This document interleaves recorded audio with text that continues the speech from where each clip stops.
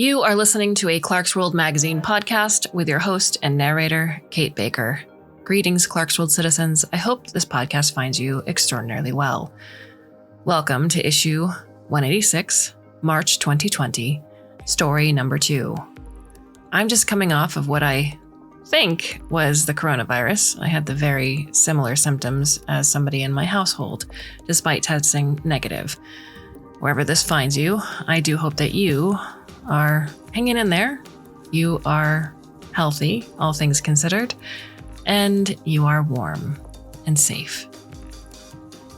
I want to thank you for your support of this magazine.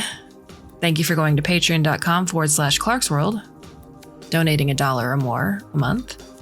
You are the lifeblood that keeps this magazine going each and every month. And if you can't afford to do any of those things, please consider telling a friend about us. So our second story is titled Saturn Devouring His Son and is by EA Mylonas.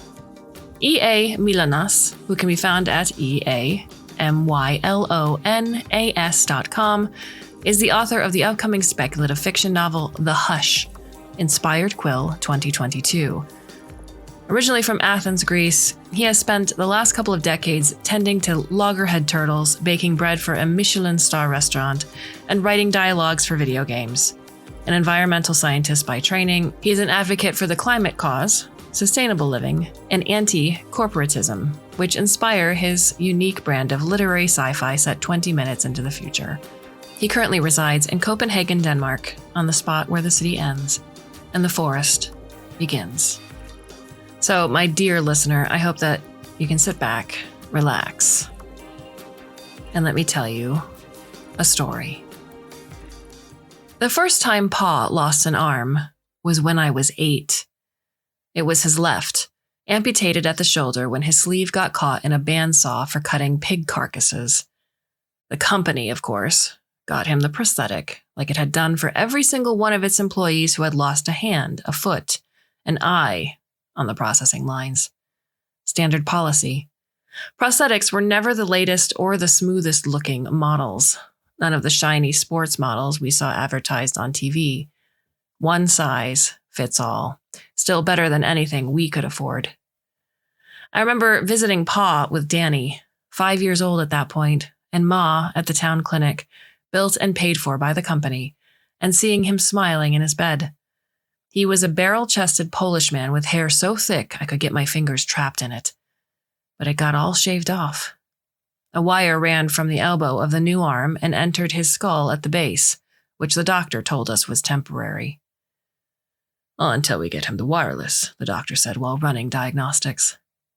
The black prosthetic looked screwed into the socket where the arm had been connected to the shoulder, rubbing against stained bandages.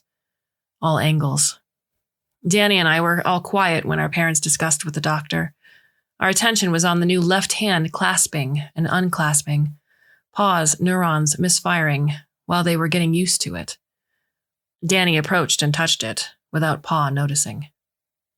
"Not Pa," he said. "Not Pa." I pulled him back and pinched him, giving him a stare that promised more punishment if he started crying. "It is Pa. Get used to it." There was a small celebration his workmates at the meat plant threw together when he returned to work, cake and all. Holding me up in his new arm, I could feel the gears whirring inside as he lifted me up. "Look at that quality," he said in his booming baritone. "Wish I had me one of these years ago."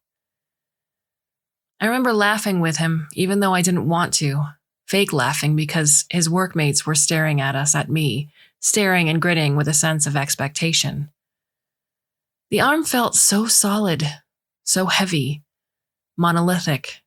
It had the company's logo stamped on it, 2 crossed cleavers. You could lift up a panel where the radius would have been and turn a series of knobs to tune it up, make it more responsive, faster. At some point, jealous of the attention Pa was getting, I might have said out loud that I wanted one too. More laughter by his mates, more grinning. "Come work here and the company will get you your own one day." The day Pa died, Danny called me. Pa had a heart attack. he said when I picked up the phone. Just like that. It took me a while to realize who it was.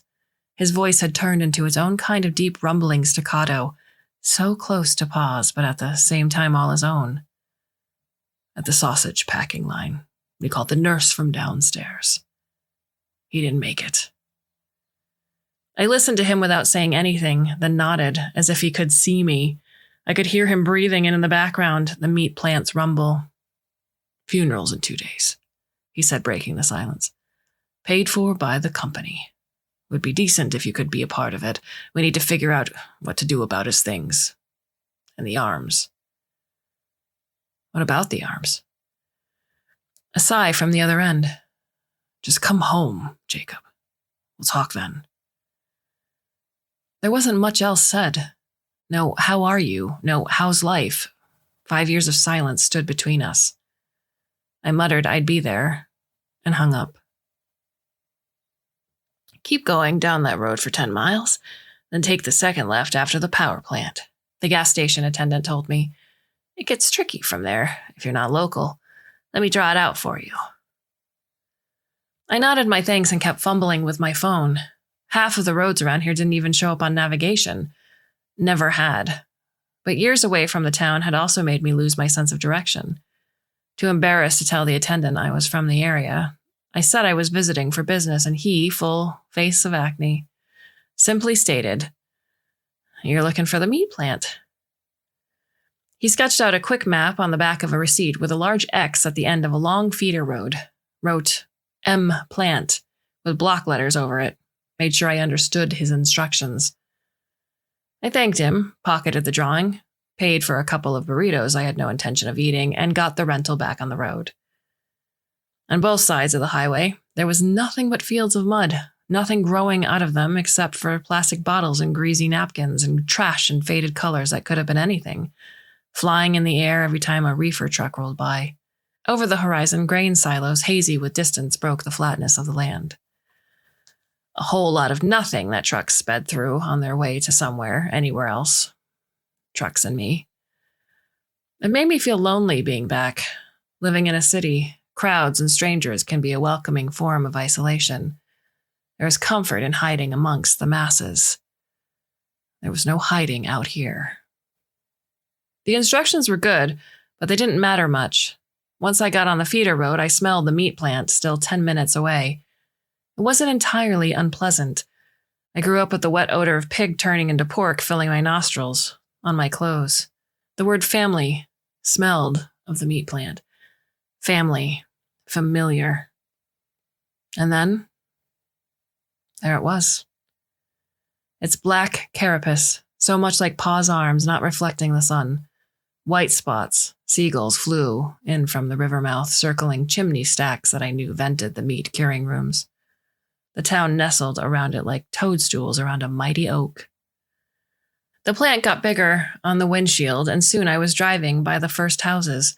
As I made my way, I wasn't certain what bothered me most, that part of the town had changed, or that part of it had remained exactly as I remembered it. New stores stood next to ancient houses with chipped paint on their walls. Shiny billboards for fast food stood in the middle of overgrown lots, strewn with dead cars around them. Other than a group of bored 12-year-olds smoking on a sidewalk, there was not another soul in sight. Street names were coming back to me now as I drove through them. Turns, dead ends. The single bar in town, built and paid for by the company. It took about 30 minutes to walk the town from one end to the other. One had to try to get lost here. Yet at some point, I realized I was heading in the wrong direction. The plant was to the right of our house. I made a U-turn and kept going, using the plant as a landmark. A side road covered in cracked asphalt sparked recognition, and I turned. When I found our street, I rolled to a stop outside our house and cut the engine. Didn't get out until the dust I had raised settled. The front door opened and Danny stepped out, looking like a clone of our Pa. Even down to the thick hair. Didn't say anything. Only walked down the short porch stairs with an uneven gait, opened his arms, and gave me a hug. Brief. Weak. I didn't expect more. Didn't feel I could give more myself either. He took a step back to study me, and whirring came from his left leg. He noticed me staring and shrugged. 5 years. He was still 16 when I last saw him. Now he was growing a beard and towered over me, and had already given a limb to the company. Neither of us opened his mouth. Neither of us made a move. Danny, I said finally, trying to break the silence. You got fat. How about I test this new foot by introducing it to your ass? We both smiled. Ma? I asked, relieved. Watching her show. Come. Once inside, he rapped the frosted glass door to the living room, waited for a second, then opened. Ma, he said with the kind of gentle voice people use to wake someone up. Jacob's here. There was no movement, no attempt to get out of the recliner. Her rheumy eyes flickered, but didn't leave the TV screen. Ma, he said again and touched her shoulder. It's Jacob. He's come for Pa's funeral. Her spine was more crooked than I remembered, twisting a dead olive tree. It's fine, Danny. Let her rest.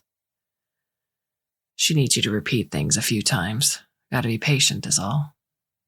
Ma, Jacob's here. The family's all here now. Ma, who was only 15 years older than me, but whose hair had already turned gray. Ma, who joined the plant soon after she had me, where she got a job at the head table. They called it that because that's where pigs' heads ended up. After noses and eyes and ears and cheeks and jowls and snouts were removed, the brains got scooped up. The company sold the slurry to canned goods producers. It made soups thicker. Back then, it used to be that one had to work through the skull with a meat saw and cut the brain out. One day, the company figured it was faster firing compressed air into the skulls and siphoning the remains. Ma inhaled pig brain for years. Her own body, going into overdrive, started destroying itself. Who knew pig brains and human brains shared so much biology? Not something they taught at my school, built and paid for by the company. I remember her complaining about her hands going numb, losing her balance often. One morning, her screaming woke us up. I can't feel my legs. I can't feel my legs. She cried over and over again from the bed she and Pa shared as he fumbled calling for an ambulance with his metal fingers. When management found out Ma got sick, they gave her a pension equal to half her salary, paid for her pills that weren't making her better, but weren't making her worse, and sent us a ham every year on her birthday. Ma wasn't the only one who got damaged. The families of others who got sick working the head table wanted to sue, wanted us to join them in suing. Stubborn people. They called our house often and Pa would yell at them, punching holes through the plaster wall with his prosthetic, all red in the face. Oftentimes they came to our door and asked to see him, groups of 4 or 5 at a time. Figured the more of them they were, more chances they had of convincing him, or surviving his temper. I asked him why he didn't want to sue. There was talk of a lot of money. We could get Ma better treatment, I argued. Maybe move her somewhere where she'd be looked after good and proper, instead of her sons wiping her ass when her hands went numb permanently. He sucked on his lips, gave me the once-over. I remember that look because of how determined it was, like he had been preparing to react to this moment for days. It was warm. He had his shirt off so I could see the red irritated line where sweaty flesh ended and metal began. Servos and gears whirred in his left arm, even though it remained still. He drummed the fingers of his flesh and blood arm, which was still a couple of years away from losing too.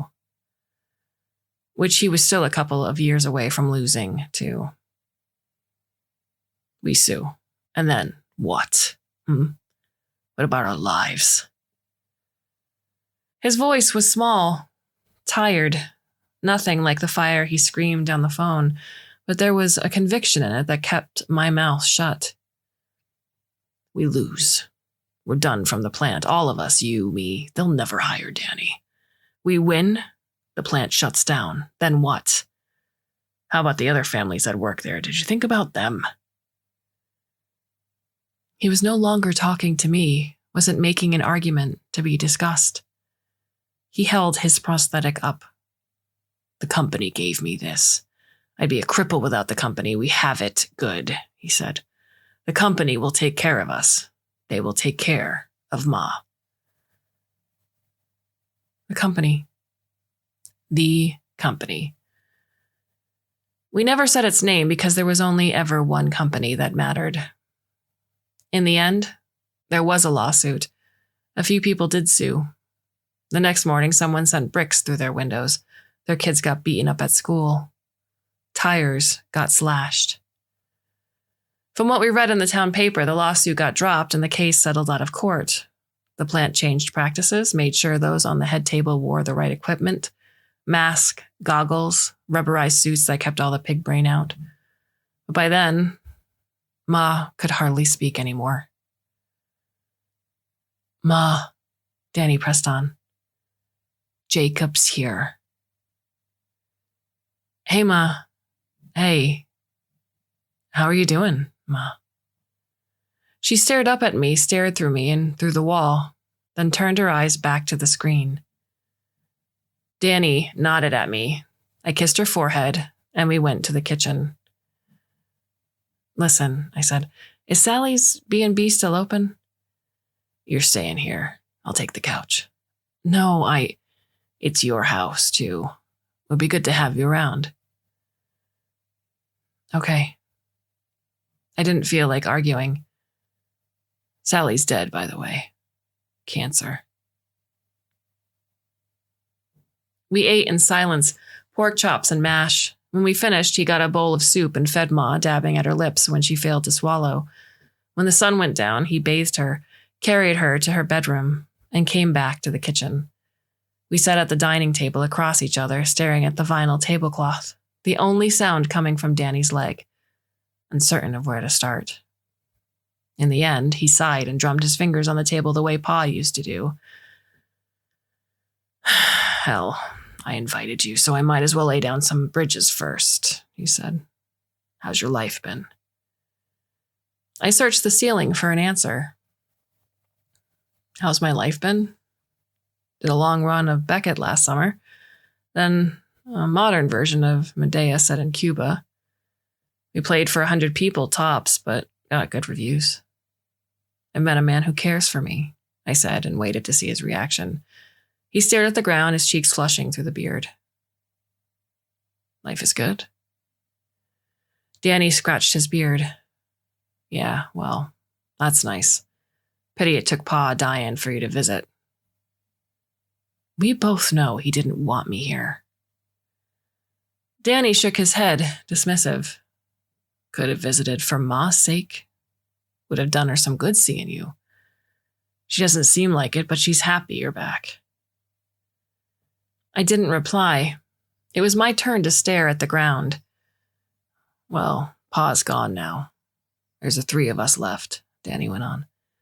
You know, I could convince the company to take you back. Take me back? The family's in good standing with the company. I might make foreman soon. I could put in a word for you. Danny, why would I want to work there again? Well, I said, there's the 3 of us now, he said, as if that explained everything. No, I'm not coming back to this shithole. Danny gritted his teeth. This shithole is your home. And we're your family. You should be here while Ma is still around. I crossed my arms and sighed. You know what? I said life's good, but I lied. It's not. Sometimes I can't make rent, but I don't care. I figure after the funeral, I'm done with this town, not because I don't care, but because there's nothing here for me anymore. I regretted the last words, regretted how callous they came out, but I wouldn't take them back. You and Ma are welcome to come visit. Danny snorted. Visit you where you can't afford rent? Ma can't travel? And I got a job here. Of course, I said, rolling my eyes. You got a job here. The company takes care of us, he said and nodded and kept nodding like a bobblehead. When did you lose the leg, Danny? He stopped nodding and scrunched up his mouth. I'll fetch you a blanket, he said and left. We stayed out of each other's way until breakfast.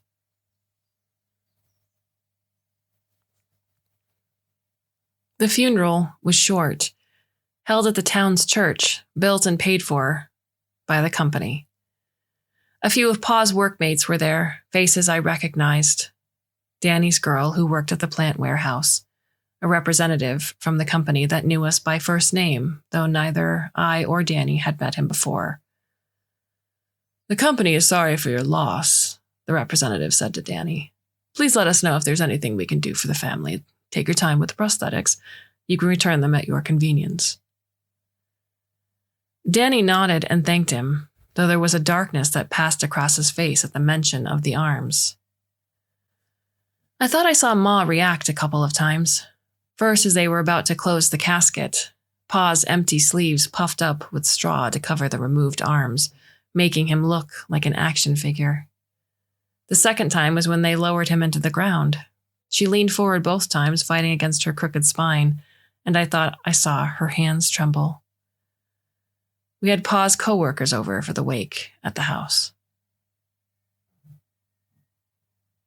Abe's oldest, a grizzly of a man, exclaimed from across the living room and wobbled over on his prosthetic legs, raising his prosthetic arms. He hugged me, and under his shirt I could feel warm metal covering his left side. Last time I saw you, you were this tall, he said, and pointed at his waist height. I bet you don't remember me. Sure I do, Mr. K, I said. I remember everyone. They all came and shook my hand with their own metallic fingers that squeezed a bit too hard, a bit too eagerly, like they all had fine-tuned their arms for the handshaking they would be doling out on this day. That feeling again, their expectation, and I was 8 again. With the condolences came the questions. Are you back for good, Jacob? Are you here to stay? When are you starting at the plant? I smiled and shrugged. Not all of them were friendly. No one spoke their grievances out loud, but I could see the thoughts behind their eyes, even behind the artificial ones. Moments when they looked like they wanted to say something more. Moments with tense smiles. Words that in the end they dropped because this was Abe's funeral wake. This was Abe's house. And Abe was one of them. Not even his prodigal son showing up could make them forget that. Eventually, they drifted toward Danny, shaking his hand and clapping his shoulder. He stood tall, dignified amongst them. I looked over at Ma, sitting alone in her recliner with a blanket over her. Hey, Ma, I said, and took a seat next to her instead of joining the others. I took her hand and squeezed it, hoping I'd feel her squeezing back, hoping I'd feel some warmth in that wrinkled skin. I hear he's done well for himself at the plant, I said. Might make foreman soon. Danny was surrounded by Pa's workmates. He was talking about something I couldn't hear, hands in his pockets, while everyone listened, leaning in. Nods all around. In the end, whatever speech he was making had them patting his back and smiling. Looks like Danny's the man of the house now, I said. I thought I heard her sigh. Her roomy eyes stared in Danny's direction, unfocused. I'm sure you're very proud of him, both you and Pa. We remained in the corner, invisible, hand in hand. When Danny and I were children, I never once heard anyone ask us, what do you want to be when you grow up? If the answer was not butchering hogs, you kept that to yourself. Or else folks thought you had it in your mind that you were too good for this place. That is to say, too damn good for them. I ran away from the town the day I was told to report to the head table. After I left, Pa sent me an envelope with only a picture in it. Him, standing tall, grinning, with a proud metal arm on Danny's shoulder. Both of them wearing clean white work aprons. They were framed by the plant's gate, the crossed cleavers in blocky black and white above it. That was the last time I heard from him. Danny never responded to my emails. Somewhere in the back of my mind, I imagined our Pa telling him how ungrateful I was, that I was dead to him, or worse, not saying a word about me, because that was real death, being forgotten and not talked about. And what was Danny to do? What was he to say to that? After the wake, when the house got quiet, Danny came up to me and handed me a bottle of beer. "Want to join me in the shed?" he said. "Need to talk about Pa's things." I nodded and let him lead. Danny, the youngest. Danny, who had a girl who worked at the warehouse, who looked more like Pa than I did, who had already given a leg to the company. Danny. We went out back by the pigsty that had been empty since before I left. Pa's failed pet project. Danny pushed the door open to the adjoining shed and turned on the overhead light, a single naked bulb. The interior was covered wall to wall with junk, and in the middle stood a workbench. On top of it lay a plastic carrying case with the crossed cleavers on it. "Ma used to get so worked up over all this trash," he said. "I'll get rid of it. I was thinking I'd keep the tools in the workbench. Reckon I'll get more mileage out of them than you. Hope you don't mind." I shook my head. I really didn't. "Clothes go to the trash.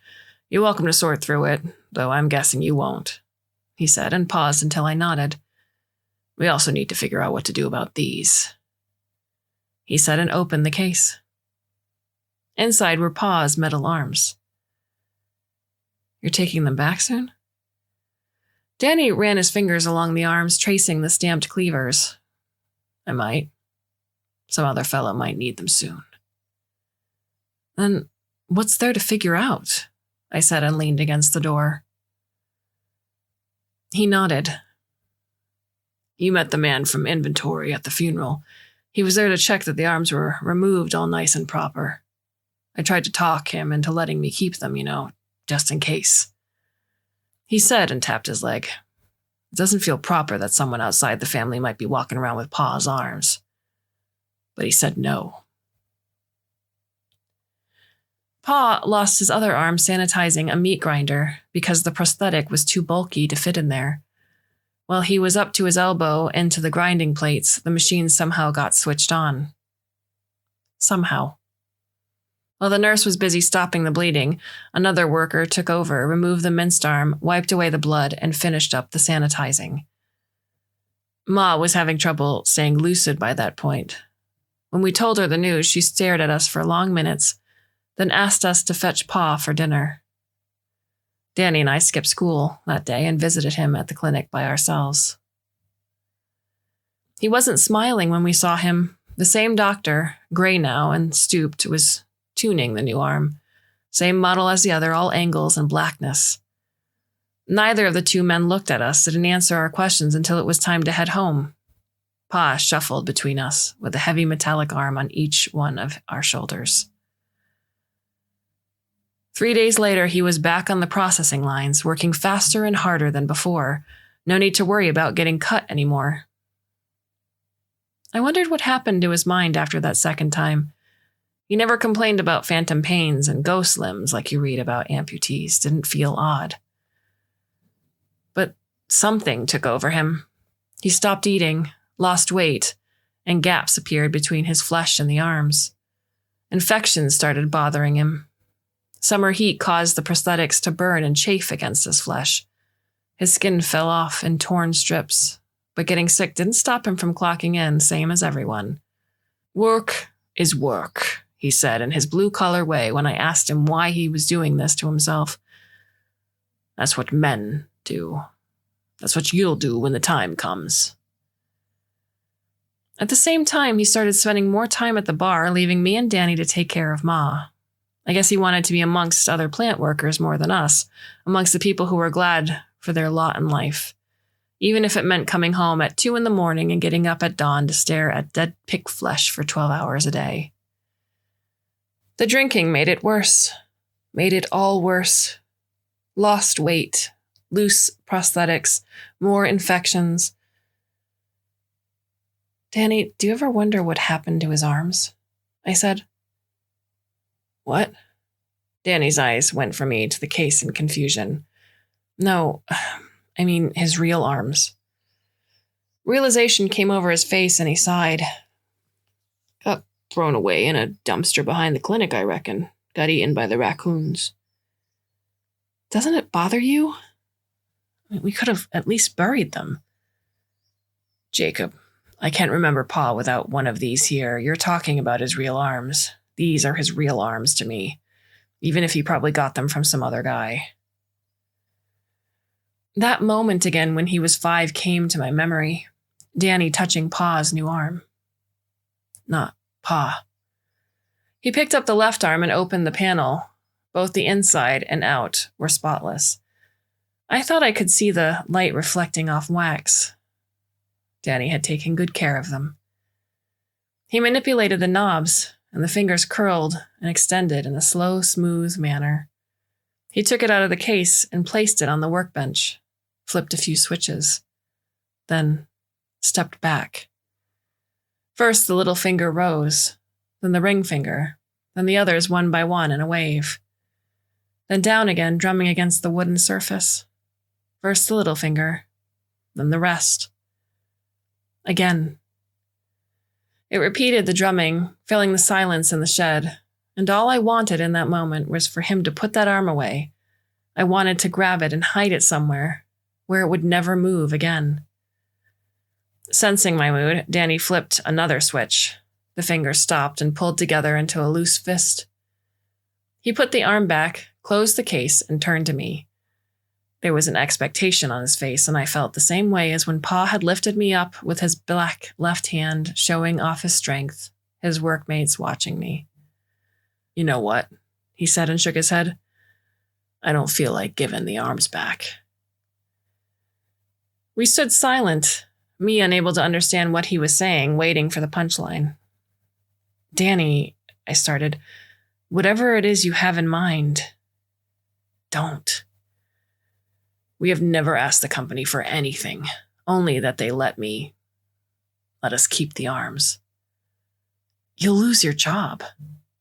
I've never asked for anything, he repeated. Danny, no. Danny looked at me with disappointment. The one time I need you to be a bad influence and you screw it up. I went over to the workbench next to Danny and opened the case again. I thought about opening the panels, toying with the knobs and the switches, despite the pit in my stomach. Let Danny have the illusion that Pa was right here with us. How are you planning on doing it? I said, feeling the day's weariness catching up with me. Don't know, Danny shrugged. Might have a talk with the old doctor at the clinic, see if he has any spares I could pass off as Pa's arms. They're all the same model. I reckon we could fake the serial number. Or you tell the company that I stole them. You tell them I left in the middle of the night with a case and you couldn't stop me. Danny snorted. That's a dumbass idea, Jacob. Why? The hell they're gonna do about it? Bring the police on you? That's property theft. I sighed and opened the panel of the right arm. I flipped a few switches and felt its fingers squeeze mine, and I squeezed back. And suddenly I was more tired than I had been in years. As Danny put his hand on my shoulder, I said, let's talk to the doctor tomorrow. What are your thoughts on the story? You can leave us a comment or a question over at the Clarkesworld Magazine website. If you go to the About Us page, our contact information is listed there. Alternatively, you can go to Twitter, where Neil is at Clarkesworld, and that is Clark with an E, and I am Kate_Baker. Thank you for spending this time with us. We have more short stories to bring you for the month of March. I do hope you come back and listen. And until then, my dear listener, I do hope you are well. You come back soon. And until then, I bid you a very fond and warm and hopefully very temporary farewell.